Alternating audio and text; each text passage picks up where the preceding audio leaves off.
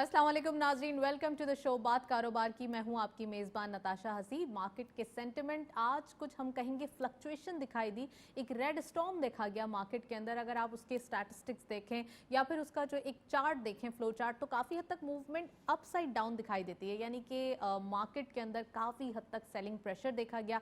IMF की deal के हवाले से जो बातें कही जा रही थी और फाइनेंस मिनिस्टर शौकत तरीन साहब ने भी कहा था, तो वो अब तक न्यूज़ काफ़ी हद तक डिले होती हुई दिखाई दे रही है। जो एक गैप आ रहा है, ये डिले जो हो रहा है, वो ज़्यादातर मार्केट के अंदर एक फियर फैक्टर बिल्डअप करते हुए दिखाई दे रहा है। और इसके साथ साथ अगर बात की जाए तो आज सेकंड डे है, सेकंड कंसेक्यूटिव डे है जिसमें डॉलर अप्रिशिएट होता हुआ दिखाई दिया है, यानी कुछ पैसाज में हमने देखा कल भी और आज भी। तो दिस इज द, हम कहेंगे दिस इज द फियर कि मार्केट के अंदर अगेन एक फियर दिखाई दिया, अगेन एक फ्राइटनिंग सिचुएशन है जिसका इंपैक्ट हमने आज भी मार्केट के अंदर देखा। और आज ये फियर साइकोलॉजिकल बैरियर से अबव होता हुआ दिखाई दिया, यानी कि अबव 700 पॉइंट्स जो है वो हमने आज शेड होते हुए मार्केट के अंदर देखे हैं, specifically in a day. First segment की तरफ चलते हैं।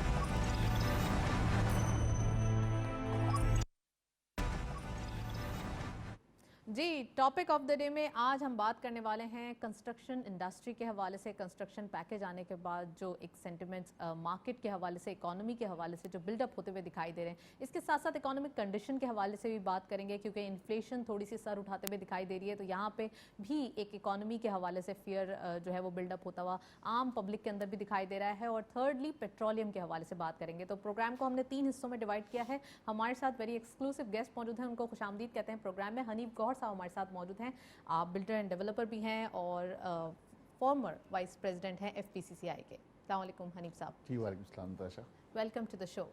Thank you very much for inviting me. Sir, सबसे पहले ये बताइए कि मार्केट के हवाले से बात करें, इकोनॉमी के हवाले से बात करें। इकोनॉमी के नंबर्स बड़े ज़बरदस्त होते हुए दिखाई दे रहे थे। आपको याद होगा 3 साल पहले कहा यह जा रहा था कि इकोनॉमी ICU में दिखाई देती है, ये जो कंडीशन है ICU की कंडीशन। लेकिन उसके बाद चीज़ें चेंज हुई, बेहतर हुई, ट्रैक पे आई। लेकिन कोविड चैलेंज आ गया और कोविड के आने के बाद चीज़ें फिर बेहतर हुई, लेकिन अब इन्फ्लेशन का इम्पैक्ट पूरे ग्लोबली एक फिनोमेना बन चुका है और हर्ट करते हुए दिखाई दे रहा है। देखिए नताशा, जहाँ तक 3 साल पहले हुकूमत की बात है, जब ये नई हुकूमत आई थी PTI की, उस वक्त मीडिया ने भी कवर किया है इंटरनेशनली। जो हमारे पास जितने हमने इंटरनेशनली लोन लिए हुए थे और हम डिफ़ॉल्ट की सूरत में गए हुए थे ऑलमोस्ट, ये बहुत सारे चैलेंजेस हमें सामना करना पड़े इस हुकूमत को। मैं समझता हूँ कि बड़े शुरू से बड़े अच्छे अंदाज में इस हुकूमत ने जो है उन चैलेंजेस का मुकाबला किया। पहले बहुत कोशिश की कि IMF के पास ना जाएं, जो कि एजेंडा भी यही था PTI का कि वो IMF के पास नहीं जाएंगे और फंडिंग नहीं लें। बिल्कुल बड़ी कोशिश की और असद उमर साहब की बात आपको याद होगी कि असद उमर साहब को आखिर कुर्बानी देनी पड़ी, क्योंकि उनकी आखिर तक कोशिश यही थी जब वो फाइनेंस मिनिस्टर थे कि वो किसी सूरत IMF के पास ना जाएं और अपनी रिसोर्सेज से किसी तरह से इस मुल्क को चला लें। लेकिन बदकिस्मती से वो दिन आ गए कि IMF जाना पड़ा। बिल्कुल। और असद उमर साहब को उस मिनिस्ट्री से भी हाथ धोना पड़ा। लेकिन जब से IMF के पास हम गए, वो हमारी जो भी मुल्क की मजबूरी थी, उसके बाद देखें कि हम डिक्टेशन, जब आप किसी भी प्रोग्राम लेते हैं तो आपको डिक्टेशन लेनी पड़ती है, कंडीशंस होती हैं, कंडीशंस को मीट करना पड़ता तो है। वही कंडीशंस जो थी, हम उसको आसान अल्फाज में कंडीशन कह देते हैं, लेकिन एक्चुअल जो कर्जा देता है वो अपने डिक्टेट भी करता है। IMF की डिक्टेशन देखें, FATF की डिक्टेशन देखें, तो बहुत सारी पॉलिसीज़ जो है ना हमारे मुल्क में, जो कि पहले 50 साल से चेंजेस नहीं हुई थी, लेकिन इन 3 सालों में उसको चेंज होना पड़ा। बिल्कुल। FATF की आप देखें कि अब जाके जो 3 महीने बाद हमें एक जो इंशाल्लाह ताला जो नज़र आ रहा है कि हम उस ग्रे लिस्ट से निकल आएंगे। एग्जैक्टली, कुछ लग रहा है, कुछ जो लग रहा है, क्योंकि तकरीबन आप ये देखें कि हमने तकरीबन सारी बातें IMF के अलावा इनकी भी मान ली, FATF की भी मान ली हैं। लेकिन उसके बाद कोविड की बात आपने की, कोविड आया। कोविड ने पूरी दुनिया को डिस्टर्ब किया, पाकिस्तान को भी डिस्टर्ब किया। लेकिन मैं समझता हूँ कि पाकिस्तान के ऊपर को खुसूसी दुआएं हैं कि अल्लाह ताला ने बड़ी मेहरबानी की कि कोविड में शायद उतने बुरे हालात नहीं हुए कि जो इंटरनेशनली जो दुनिया कोलैप्स हुई है, बहुत सारे ममालिक कोलैप्स हुए हैं, बहुत सारी इंडस्ट्रीज़ कोलैप्स हुई हैं। लेकिन अल्लाह का शुक्र है कि पाकिस्तान को बहुत अच्छे अंदाज में मैं समझता हूँ कि हमारे प्राइम मिनिस्टर लेकर चले और ये कोविड के मुश्किल हालात से जो हम निकले। اس لیول کی خدا نخواستہ بے روزگاری نہیں ہوئی کہ جو ہم لوگ ایکسپیکٹ کر رہے تھے کووڈ کے حالات کے اندر. اچھا. اور کنٹرول میں سمجھتا ہوں کہ جس انداز میں کیجویلٹیز اگر ہوئی ہیں, آپ انٹرنیشنلی اگر لے لیں, جو ہم تو تھرڈ ورلڈ کنٹریز ہیں, غریب ملک ہے ہمارا, لیکن جو ترقی یافتہ ممالک ہیں ان لوگوں نے, ان کے ملک کے اندر بھی بہت زیادہ کیجویلٹیز ہوئیں. لیکن اگر ریشو دیکھا جائے تو اللہ تعالیٰ کا بڑا شکر ہے کہ اللہ تعالیٰ نے پاکستان پر خصوصی مہربانی کی اور اتنی کیجویلٹیز نہیں ہوئی. اگر ہم دنیا کے ساتھ اب اس کا فرق نکالیں تو ایک طرح اللہ نے وہ مہربانی بھی ہم پر کی. رائٹ. اب آپ یہ دیکھیں کہ دوسری بات آپ نے کی کہ انفلیشن ساری دنیا میں بڑھا ہے. انفلیشن کووڈ کے بعد ایکسپیکٹڈ تھا. جب انڈسٹریز کھلیں گی تو یقیناً جو اس کا ڈیڈ لاک تھا, کیونکہ سپلائی, ڈیمانڈ اینڈ سپلائی پر پوری دنیا چلتی ہے, تو یقیناً ڈیمانڈ جو ہے تو زیادہ تھی. کووڈ کے بعد بہت ساری انڈسٹریز بند ہو چکی تھیں. جب ڈیمانڈ بڑھی تو سپلائی کم تھی, جب سپلائی کم ہوئی تو یقیناً اس کی قیمتیں بڑھیں. تو اب نہ صرف پاکستان میں بلکہ پوری دنیا میں جو ہے میں سمجھتا ہوں کہ مہنگائی جو ہے تو بہت زیادہ بڑھی ہے. لیکن کیونکہ ہم اتنی مہنگائی افورڈ نہیں کر سکتے, کیونکہ ہمارے یہاں پر نارمل جو ہے اتنی آمدن نہیں ہے کہ لوگ اسے افورڈ کر سکیں. ایسا ہی ہے. رائٹ سر, ایک انٹرنیشنل آئل پرائس کا امپیکٹ بھی آ رہا ہے. کموڈٹی پرائس بہت ہائی ہوتے ہوئے دکھائی دے رہے ہیں. ایگزیکٹلی آپ نے جو ذکر کیا, ڈیمانڈ اینڈ سپلائی کا جو گیپ تھا اب فلفل ہوتے ہوئے دکھائی دے رہا ہے. تو آپ سمجھتے ہیں جو یہ لوکلی کافی حد تک ایک انفلیشن کا دباؤ, یا پھر ہم کہیں گے جو مہنگائی کا ایک دباؤ بڑھتا ہوا دکھائی دے رہا ہے, اس کو تھوڑا سا کنٹرول کرنا ضروری ہے, کیونکہ عوام تھوڑی پیشنس لیس ہے, اس کو سمجھ نہیں آتی, بس یہ ہو گیا تو ایسا ہو جانا چاہیے, بس وہ چاہتے ہیں کہ فوراً کوئکلی ڈیسیجنز ہوں. دیکھیے نتاشا, عوام کا بھی قصور نہیں ہے. عوام اگر آپ جا کے دیکھیں تو ہماری 80-90% عوام مڈل کلاس سے اس کا تعلق ہے. بالکل. ہماری ایلیٹ کلاس تو 5-10% ہے, ان کو کوئی فرق نہیں پڑتا کہ کوئی مہنگائی ہو, انہیں پتہ بھی نہیں ہوتا کہ کس چیز کا, آلو کا, ٹماٹر کا ریٹ کیا ہے. لیکن اصل میں جو دال چینی کا جو بھاؤ ہے وہ غریب آدمی کو اثر انداز ہوتا ہے.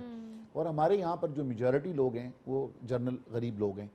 تو میں یہ سمجھتا ہوں کہ حکومت کو زیادہ توجہ اسی پر دینا چاہیے جو بہت سارے حکومت نے کریک ڈاؤن شروع کیے میں سمجھتا ہوں کہ ان کریک ڈاؤنز کے اندر اضافہ کرنا چاہیے.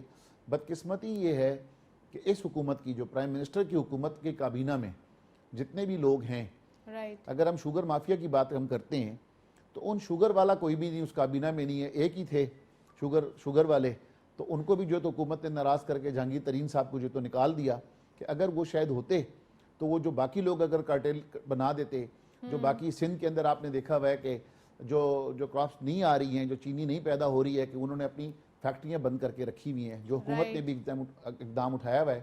اور میں یہ سمجھتا ہوں کہ 15 نومبر جو کل میں نے فواد چودھری صاحب کو سنا, انہوں نے یہی کہا ہے کہ اگر 15 نومبر سے کرشنگ سٹارٹ نہیں ہوئی ہے, اگر نہیں ہوئی تو پھر ہم اس کو ایکشن لیں گے. تو ہم امید کرتے ہیں کہ انشاءاللہ جب سندھ کی کرشنگ سٹارٹ ہو جائے گی تو جو شوگر کا جو بحران اتنا زیادہ ہوا ہے وہ ایک سیاسی بحران ہے. اچھا, میں سمجھتا ہوں سیاسی بحران ہے کیونکہ جتنے اپوزیشن کے لوگ ہیں, آرٹیفیشلی یہ جنریٹ کرنے کی کوشش کی جا رہی ہے چیزوں کو. دیکھیں آرٹیفیشلی اسی لیے جنریٹ کرنے کی کوشش کی جا رہی ہے کہ اگر آپ دیکھیں کہ متحدہ اپوزیشن اس وقت جو ساری متحد ہو گئی ہیں, ساری کی ساری اپوزیشن اس حکومت کے خلاف. پرائم منسٹر پر تو کوئی بھی کرپشن کے چارجز نہیں ہیں. پرائم لیکن اس منسٹر سے عوام جو ہے وہ سفر کر رہی ہے. ان کو یہ بھی سوچنا چاہیے کہ آپ کسی بھی انڈیویجول پہ جا رہے ہیں تو اس کا جو ایک امپیکٹ ہے وہ عوام کے اوپر آ رہا ہے. رائٹ جی, آپ بالکل صحیح کہہ رہی ہیں. انہیں عوام کو یہی تو چاہتی ہے, اپوزیشن چاہتی کیا ہے کہ جتنی عوام پریشان ہوگی تو عوام ہمارے ساتھ آ کے کھڑی ہوگی. بیسیکلی یہی تو ایجنڈا ہے, یہی تو ان کی سیاست ہے. عوام بھی تو دیکھ رہی ہے نا, عوام کی بھی تو آنکھیں ہیں یا آنکھیں نہیں ہیں. عوام میں نہیں سمجھتا کہ شاید مہنگائی کے خلاف یا جب کموڈیٹیز مہنگی ہوتی ہیں تو ان کو صرف اپنے آٹا, دال, چینی, گھی اس کی فکر ہوتی ہے. اس کو پھر یہ فکر نہیں ہوتی ہے کہ اوپر عمران خان بیٹھا ہے, نواز شریف بیٹھا ہے یا زرداری سے کوئی بھی بیٹھا ہے. اچھا سر, پی ایم کا ویلفیئر پیکج بھی ہے, آپ نے سنا ہوگا, ریسنٹلی اناؤنس کیا گیا ہے. اس میں آٹا, دالیں اور جو گھی ہے اس کی قیمتوں کو ہی 30% سبسڈائز کیا گیا ہے. تو یہ بھی تو ایک ہیلپ فل ثابت ہوگا, کیونکہ یہ بھی 15 نومبر آئی گیس سے امپلیمنٹ ہونا شروع ہوگا. دیکھیں نتاشا, حکومت کا جو کام ہونا چاہیے وہ حکومت پوری کوشش کر رہی ہے کہ اس انفلیشن کو ایک عام آدمی کو کیسے ریلیف دے سکے. اچھا, تو میرے خیال سے حکومت یہی ریلیف دے سکتی تھی کہ اتنا بڑا بجٹ انہوں نے اس ریلیف کے لیے نکالا, اور یہ 30% ان جو بیسک ریکوائرمنٹس ہے جو ہم سمجھتے ہیں کہ جو ایک عام آدمی کی ضرورت ہے, اگر لگژری نہ لے لیکن ایک عام آدمی کی جو آٹا, دال, چینی, یہ تمام چیزیں, اس کے اوپر حکومت کا یہ بہت ایسا قدم ہے یہ کہ جو انہوں نے اٹھایا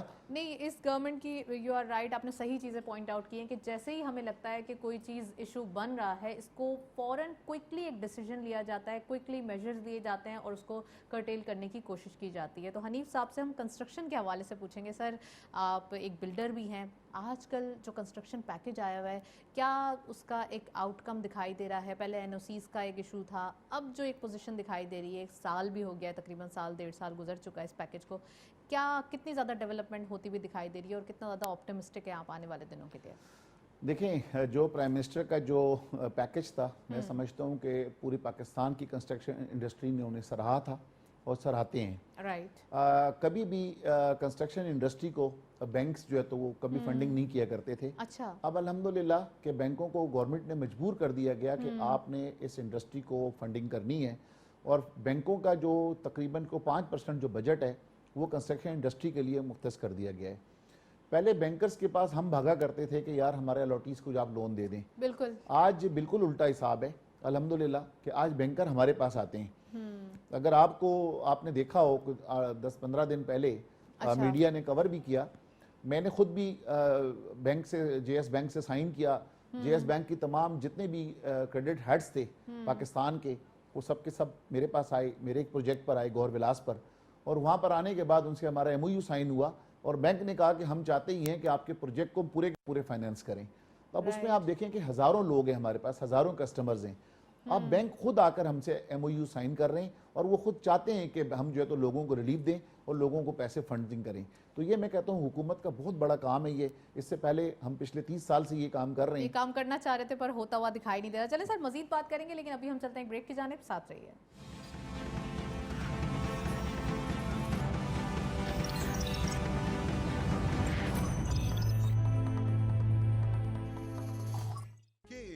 کے ٹریڈ لایا انویسٹمنٹ کی سہولت تمام پاکستانیوں کے لیے. اب پاکستان سٹاک مارکیٹ میں آپ پاکستان کی ٹاپ کمپنیز کے حصے دار بن سکتے ہیں, وہ بھی نہایت ہی آسان طریقے سے. بس کے ٹریڈ ایپ ڈاؤن لوڈ کریں اور پائیں ریسرچ پورٹل تک رسائی, سب سے کم چارجز, اور گھر بیٹھے پائیں بہترین سرمایہ کاری کا موقع, کہیں بھی کبھی بھی. KASP کے ٹریڈ, اب انویسٹمنٹ کرے ہر کوئی.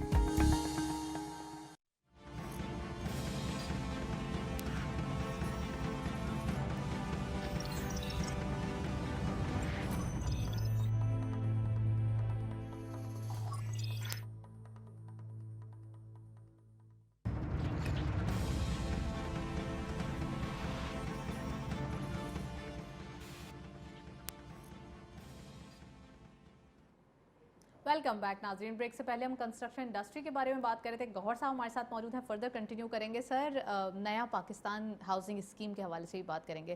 وہ لوگ جو اب تک نہیں جانتے ایکچولی اس اسکیم کے اندر کیسے آیا جائے یا کیسے اس میں اپنا حصہ ڈالا جائے, تو پلیز ذرا ان کو بھی بتائیے, ان معصوم لوگوں کو بھی بتائیے جن کا حق دوسرے لوگ مارنے کی کوشش کرتے ہیں.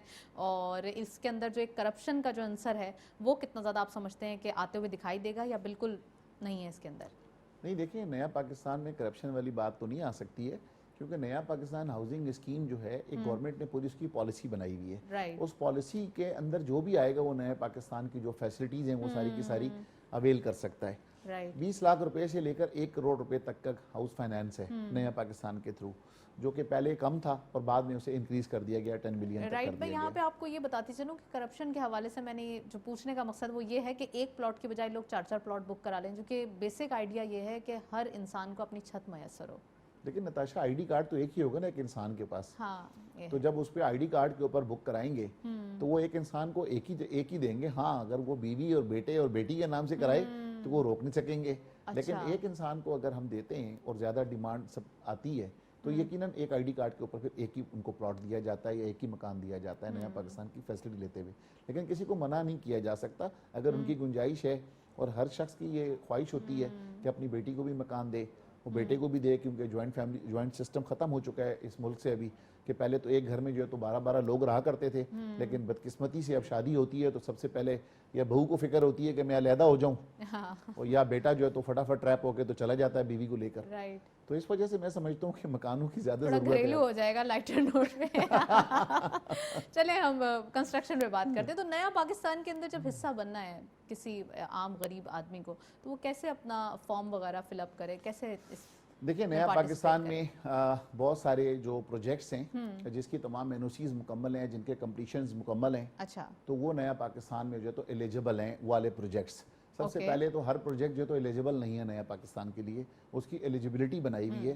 تو وہ نیا پاکستان ہاؤسنگ اسکیم نے جس پروجیکٹ کو لیا ہوا ہے کہ یہ ایلیجبل ہے اس پروجیکٹ کے لیے, تو اس کا سمپل سا فارم ہے, وہ آ کے ان کی جو ریکوائرمنٹس ہیں وہ شخص نے پوری کرنی ہے, اور نیا پاکستان کے طور پر ان کو قرضہ مل جانا ہے منیمم ریٹ کے اوپر 3% اور 5% کے اوپر.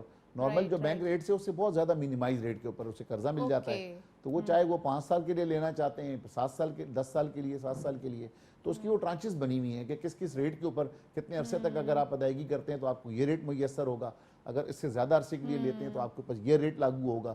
تو وہ پوری اسٹیٹ بینک آف پاکستان کی ویب سائٹ پر پڑی ہوئی ہے.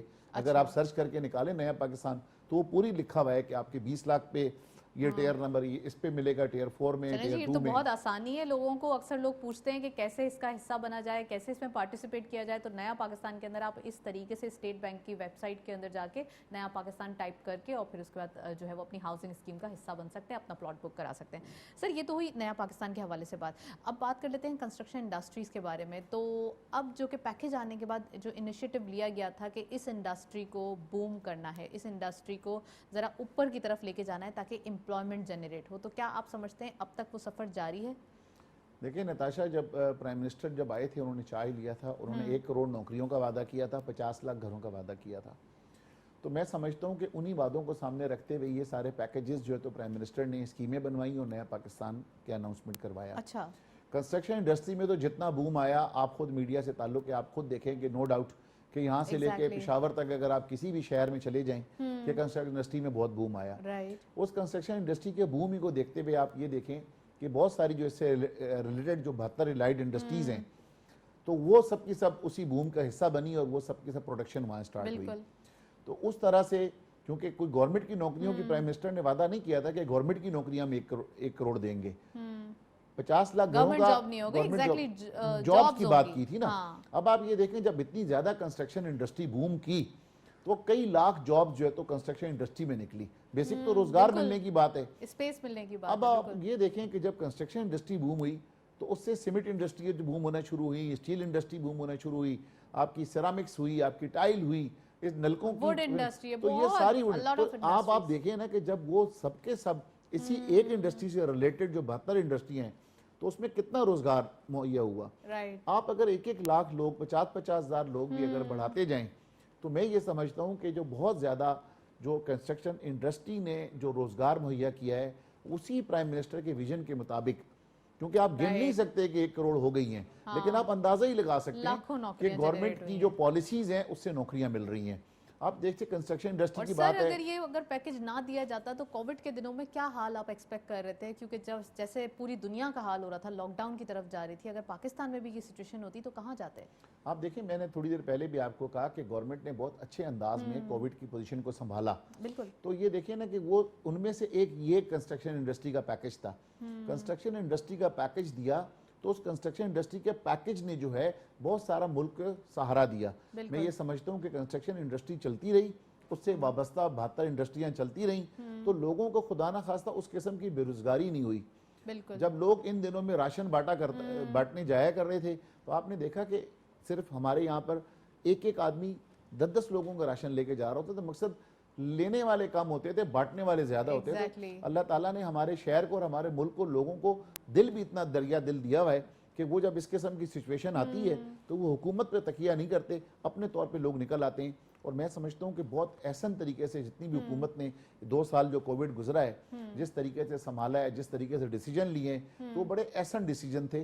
جہاں تک مہنگائی کی بات ہے ابھی کنٹرول کرنے کی اشد ضرورت ہے, کیونکہ جو کرٹلائزیشن بن چکی ہے اس وقت ہمارے یہاں چیزوں پہ کارٹلائزیشن ہوئی ہے. سر رمضان آتے ہیں تو فوڈ کے پرائسز جو ہے وہ تھوڑے سے اپ ہونا شروع ہو جاتے ہیں, تو کارٹلائزیشن کو روکنے کا سب سے زیادہ سولوشن جو ہم کہیں گے یا پھر کوئی طریقہ کار ہو وہ پلیز شیئر کریں, کیونکہ یہاں پہ ہم کرٹکس نہیں کریں گے, ہم یہاں پہ سولوشن ڈھونڈیں گے. دیکھیں نتاشا, اگر گورنمنٹ ہی کا ادارہ ہے جو اس مقصد کے لیے بنایا گیا ہے, کمپٹیشن آف پاکستان جو ہے, اچھا اگر وہ ادارہ اپنا کام کرنا شروع کرے اور وہ ایمانداری سے کام کرنا شروع کرے تو میں سمجھتا ہوں جو کارٹیل ہے نا وہ سارے آٹومیٹک ٹوٹ جائیں گے. یہاں پر اس وقت بہت بڑا کارٹیل سیمنٹ کا بنا ہوا ہے, سیمنٹ والے چند مینوفیکچرر ہیں.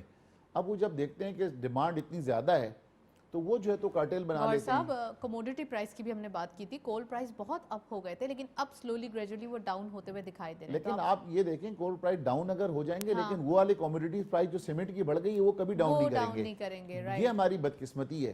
آج تو ٹھیک ہے آئل پرائزز آپ کی انکریز ہوئی ہوئی ہیں, لیکن اگر یہ ڈیکریز بھی ہو جاتی ہیں, نیچے بھی چلی جاتی ہیں, تو آپ کبھی بھی محسوس نہیں کریں گے کہ آپ نیچے چلے گئی ہیں پرائزز جو ہیں. تو اس میں کام ہوتا ہے گورنمنٹ کا, کمپٹیشن کمیشن آف پاکستان کا, وہ انٹرفیئر کریں اور وہ ان کو مانیٹر کریں.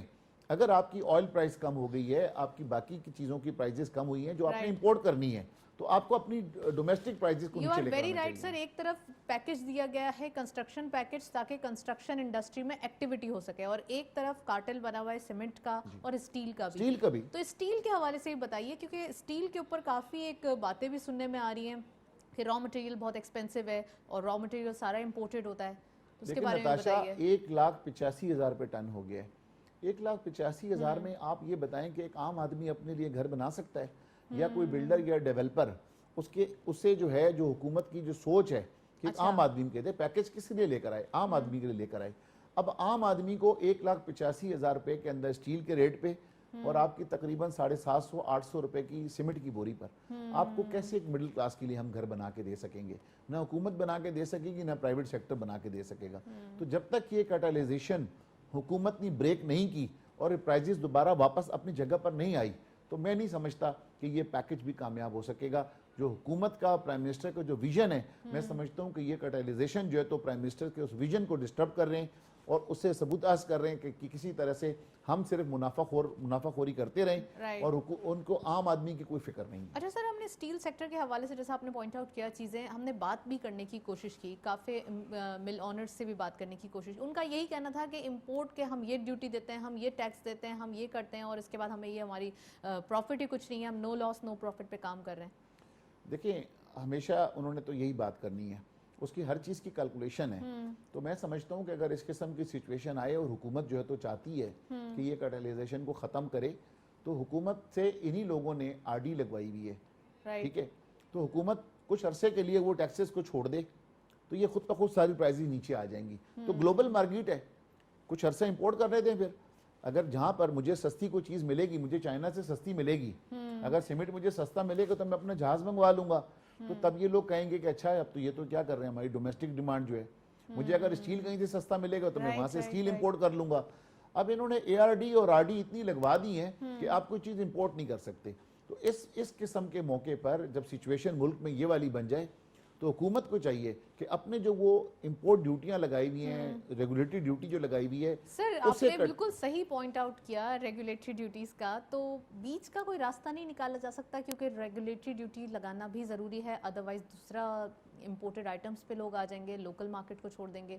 لوکل چیزوں کو بھی بڑھانا ضروری ہے, مینوفیکچرنگ بڑھانا بھی ضروری ہے, اور اس ڈیمانڈ کو فلفل کرنے کے لیے اچھے ریٹس بھی دینا ضروری ہے. تو کچھ مل بیٹھ کر بات کرنے کا کوئی بیچ کا راستہ نہیں مل سکتا؟ تو بیچ کا راستہ نتاشا اسی وقت نکلے گا کہ جب حکومت کوئی اس قسم کا ایکشن لے گی. اچھا, جب وہ ریگولیٹری ڈیوٹی ہٹائے گی. دیکھیں جن پر انفلیشن زیادہ ہے, اگر آپ نے ایک سیکٹر کو پکڑ لیں کہ آپ کنسٹرکشن پیکج کو آپ کنٹینیو کرنا چاہتے ہیں اور چاہتے ہیں کہ کامیاب رہے کنسٹرکشن پیکج, اس کے لیے جو کنسٹرکشن مٹیریل ہے آپ صرف اس کے اوپر سے کچھ عرصے کے لیے ریگولیٹری ڈیوٹی ہٹائیں. جب وہ ریگولیٹری ڈیوٹی ہٹے گی تو آپ کا یہیں پر کمپٹیشن ہو جائے گا, کیونکہ آپ کے اپنے ملک کا کمپٹیشن کمیشن آف پاکستان کام نہیں کر رہا. وہ ان کے ہاتھوں میں یرغمال بنا ہوا ہے, چند لوگوں کے ہاتھوں میں یرغمال بنا ہوا ہے. وہ یرغمال تبھی ان کی ختم ہو سکتی ہے کہ جب آپ یہ آر ڈی ہٹائیں گے, اے آر ڈی ہٹائیں گے, تو تب یہی انڈسٹری والے آپ کے ساتھ مجبور ہو جائیں گے بیٹھنے کے اوپر. تب آپ اپنا رول ادا کریں گے کہ اچھا ایک نوٹیفیکیشن ہی نکالنا ہے نا, تو آپ دوبارہ نوٹیفیکیشن نکال دیے گا, آر ڈی لگا لیں جب پرائزز نیچے آ جائیں. جب تک یہ پرائسز نیچے نہیں کرتے. کرٹلائزیشن کو توڑنے کا طریقہ اور کون سا ہے؟ یہی ایک طریقہ ہے کرٹلائزیشن کو توڑنے کا کہ آپ امپورٹ ڈیوٹی سے RD وغیرہ ختم کر دیں, آپ لوگوں کو وہ الاؤ کر دیں کہ جہاں سے گلوبلی سستا ملتا ہے. تو آپ یہ دیکھیں ایک دم دوبارہ سے بوم کنسٹرکشن انڈسٹری میں آ جائے گا. جو کارٹل بنا ہوا ہے, جو کمپٹیشن کمیشن نہیں توڑ پا رہا, وہ خود بخود ٹوٹ جائے گا. یہ جب آپ کے پاس, جب حکومت انڈسٹری کے لوگ آپ کے پاس آئیں, پھر آپ ان کے ساتھ بیٹھیں اور آپ بات کریں. This is called This is beach the way ka only. rasta. This is the Okay. way. Natasha اور کوئی حل آپ کے ذہن میں تو آپ بتا دیں. نہیں میری سر, تو جتنی عقل کام کرتی ہے یہی ہے. obviously ہم یہی اسی لیے بیٹھے ہیں تاکہ کوئی سولوشن نکل سکے اور پتہ چل سکے کہ ہاں بھائی یہ راستہ صحیح ہے اور اس کو جو ہے وہ کنٹرول کیا جا سکتا ہے. اچھا سر, کنسٹرکشن کی بات ہوئی ہے, میں چاہتی ہوں پیٹرولیم پرائسز کے اوپر بھی آئیں. لوکل مارکیٹ کے اوپر ایک بام گر جاتا ہے, کہا جاتا ہے مہنگائی ہو رہی ہے اور لوکل مارکیٹ پہ انٹرنیشنل آئل پرائس کی وجہ سے لوکل جو ہے وہ بڑھا دی جاتی ہے پرائسز. اب کیا ہوتا ہے کہ انٹرنیشنل مارکیٹ میں سلولی گریجولی کم ہونا شروع ہو جاتے ہیں پرائسز, تو یہ بڑا امپیکٹ ہوتا ہے کہ لوگ چیخنا شروع ہو جاتے ہیں کہ وہاں کی پرائس کم ہو گئی, یہاں کیوں نہیں بڑھائی, کیونکہ یہ ٹائم ڈیلے ہوتا ہے. نہیں, میرے خیال سے کہ اگر اوگرا کو آپ دیکھیں کہ اوگرا تو بہت عرصے سے اسی قسم کی کام کر رہا ہے, پرائزز بڑھتی بھی ہوں, پرائزز کم بھی ہوتی ہیں.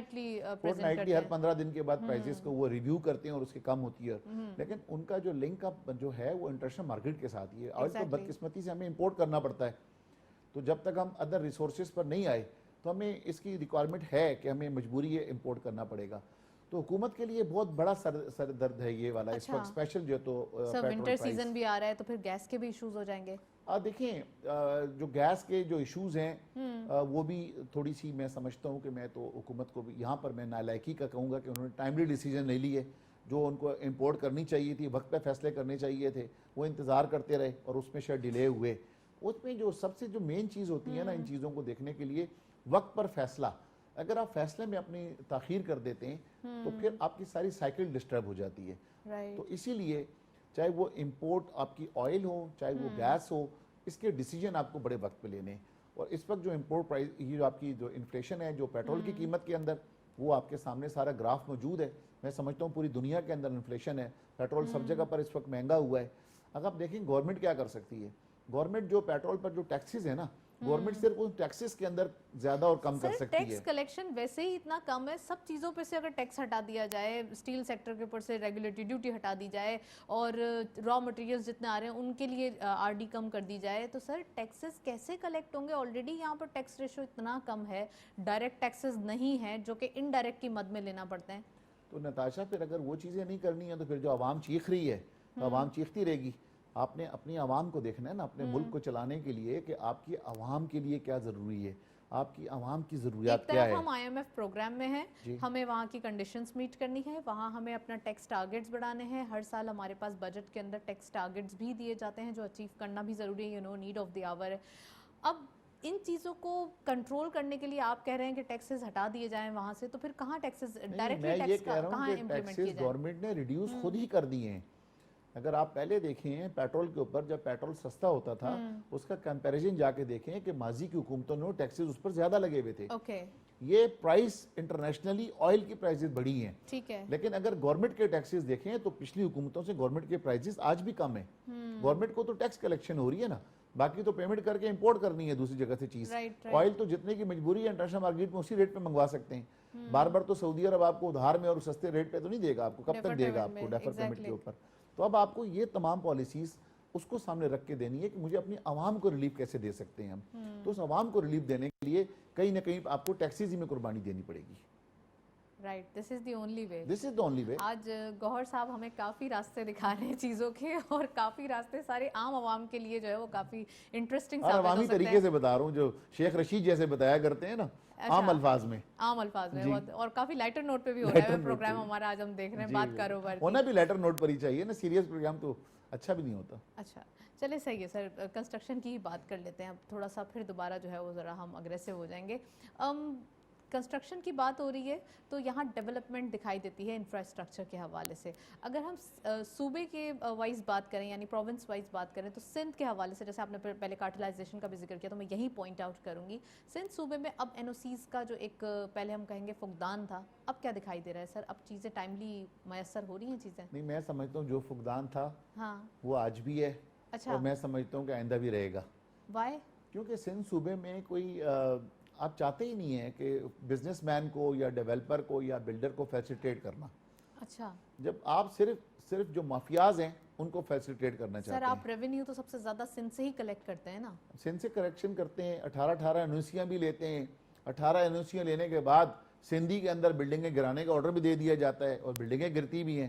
دوسرے وہ صوبوں کے بنتی کیوں ہیں جب اگر غلط ہوتی ہیں تو؟ غلط کیسے ہوتی ہیں؟ آپ کوئی یہاں پہ یہ کوئی آرڈر جاری کر دیا جائے نا نیا, کہ آئندہ جو بھی این او سی فائنل ہوگی وہ ایک دفعہ سپریم کورٹ سے اس کی ویٹ کرانی پڑے گی, تو پھر ہم ایک دفعہ سپریم کورٹ سے آخری ٹھپا جہاں 18 انوسیاں لیتے ہیں. نہیں دیکھیں نتاشا, جہاں ہم 18 انوسیاں لیتے ہیں باقی اداروں سے, تو ایک 19ویں این او سی ہم سپریم کورٹ سے بھی جا کے لے لیں. سر وہ بات ایک الگ ہے, وہ سینسیٹیو معاملہ ہے. ہم یہاں پر انفراسٹرکچر کے حوالے سے, پروونشل گورنمنٹ کے حوالے سے بات کر رہے ہیں. آپ یہ پلیز بتائیے کہ این او سیز کا جو فقدان, جو میں جس طریقے سے پوائنٹ آؤٹ کرنا چاہ رہی ہوں, کیونکہ ایک طرف ہمیں کنسٹرکشن پیکج دیا گیا اور دوسری طرف ہمیں این او سیز نہیں دی جاتی ٹائملی, تو وہ تو چیزیں پھر غلط ہو جاتی ہیں نا. دیکھیں کنسٹرکشن پیکج تو اپنی جگہ دیا, یہاں پر این او سیز بھی دی جاتی ہیں لیکن بڑی مشکل سے دی جاتی ہیں. اچھا, ایک پروجیکٹ آپ بلینز لگا لیتے ہیں اور پھر آپ دفاتر کے چکر لگاتے ہیں جی, اور ہر دفتر والے کو راضی کرتے ہیں آپ. ہر دفتر والا پہلے راضی ہوتا تھا نمک کے بھاؤ, کہ ایک آٹے میں نمک جتنا, اب وہ کہتا ہے کہ آٹے کے بھاؤ, پورے آٹے میں سے ہمیں شیئر کیا دو گے. اب اتنا مشکل ہو گیا یہاں پہ انوسیاں لینا, مقصد کہ بالکل شرم ختم ہو گئی ہے کہ ہمیں کوئی شرم بھی آتی ہے. پہلے لوگ کوئی رشوت لیا کرتے تھے, کوئی چھپا کے لیا کرتے تھے, کوئی تہذیب ہوا کرتی تھی. اب یقین کریں کہ جو ماحول بن چکا ہے خصوصاً یہاں پر شہر کے اندر, ہمارے سندھ کے اندر, تو بڑے ہی بدتمیزی کا ماحول ہے. ہمیں بڑی خود شرم آتی ہے, بڑا مشکل ہو گیا ہے کام کرنا. بہت سارے لوگ چھوڑ کر جا رہے ہیں, صوبہ چھوڑ کر جا رہے ہیں. بہت سارے لوگ جو تو ملک چھوڑ کے جا رہے ہیں, مجبور ہو جاتے ہیں لوگ. کہ آپ یہ دیکھیں کہ جو ریونیو ڈپارٹمنٹ ہے اس وقت, ریونیو ڈپارٹمنٹ میں جتنی کرپشن ہے آپ تصور نہیں کر سکتے. آپ کے سندھ بلڈنگ کنٹرول اتھارٹی کے اندر آپ کسی اپروول کے لیے جائیں, جتنی کرپشن ہے آپ سوچ نہیں سکتے. آپ کے کوئی بھی ادارے ہوں یہاں پہ جس کے نام کے ساتھ گورنمنٹ لگا ہوا ہے, وہ گورنمنٹ ادارے اتنے زیادہ کرپٹ ہو چکے ہیں. یہ گیپ کی وجہ سے کہ پروونشل گورنمنٹ اور سندھ گورنمنٹ, یہ والا ایک ایشوز ہیں کہ فیڈرل گورنمنٹ کے ساتھ ہونا چاہیے معاملات, جہاں پہ فیڈرل گورنمنٹ کا ایمفیسس ہے, کیونکہ پنجاب میں تو این او سیز کافی زبردست ون ونڈو آپریشن کے تھرو مل رہی ہیں. نتاشا آپ جو بات کر رہی ہیں, فیڈرل گورنمنٹ تو بیچاری شیخ کے تھک گئی. فیڈرل گورنمنٹ کی چلتی نہیں ہے سندھ کے اندر بیسکلی, اس لیے کہ 18ویں ترمیم, وہ 18ویں ترمیم ایسی ہوئی ہے کہ صوبائی خود مختاری ہے. جب آپ صوبائی خود مختاری کی بات کرتے ہیں تو وہ کہتے ہیں کہ ہم صوبے میں خود مختار ہیں, ہم نے اپنی پالیسیز خود بنانی ہیں. تو جب اپنی پالیسیز خود بنانی ہے, اسمبلی کے اندر آپ کی اکثریت ہے, تو جو چیز آپ جس قسم کا قانون چاہتے ہیں, ایک نیا ڈپارٹمنٹ آپ کریٹ کر دیتے ہیں کہ ایک اب آئندہ سے یہ نیا ڈپارٹمنٹ بھی کریٹ ہو گیا ہے, ایک این او سی اب آپ نے اس سے بھی لینی ہے. اب اس کا مقصد ہے کہ جو مزید خرچہ اس ڈپارٹمنٹ کی این او سی کا, این او سیاں تو ملتی ہیں لیکن ہر این او سی کا ریٹ ہے, ہر این او سی کی رشوت ہے, ہر این او سی کے پیسے ہیں. اسی لیے وہ ڈپارٹمنٹ مزید کریٹ کیے جاتے ہیں اور اس کو اتنی ہڈلز پیدا کی جاتی ہیں کہ یہاں پر کاروبار کرنا جو ہے تو دن بدن مشکل ہوتا جائے. لیکن آپ یہیں کراچی میں, اسی سندھ میں, مضافات میں آپ چلے جائیں, وہاں پر کوئی این او سی لین دینی پڑتی ہے. ان کو 500 گز کے اوپر 25 منزل کی بلڈنگ بنانے کی بھی اجازت ہوتی ہے. کوئی وہاں پر اندر جا نہیں سکتا گیٹ کے اندر, یہ بھی اسی ملک کا پارٹ ہے, یہ بھی اسی سندھ کے اندر ہے. تو یہ دو قانون نہیں ہونے چاہیے. نتاشا کے لیے اور حنیف گور کے لیے, دونوں کے لیے ایک قانون ہونا چاہیے, کیونکہ ہم دونوں پاکستان کے شہری ہیں. تو میں یہ سمجھتا ہوں کہ جو قانون ہمارے لیے, جو یہاں پر بحریہ ٹاؤن میں کام ہو رہا ہے, وہی قوانین جو تو بحریہ ٹاؤن کے لیے بھی ہونے چاہیے. میں ہمیشہ سے یہ بات کرتا ہوں کہ ان ملک ریاض اور حنیف گور میں فرق نہیں ہونا چاہیے, کہ ملک ریاض بھی association of builders and developers کے ممبر ہیں اور حنیف گور بھی بلڈرز اینڈ ڈیولپرز کے ممبر ہیں. جو حنیف گور کو حکومت سندھ سے این او سی لینی ہوتی ہیں, میں سمجھتا ہوں کہ انہیں بھی اپنی بلڈنگیں بنانے کے لیے وہ این او سی درکار ہونی چاہیے. رائٹ سر, چلیں جی ایک بریک کی جانب چلتے ہیں, ساتھ رہیے.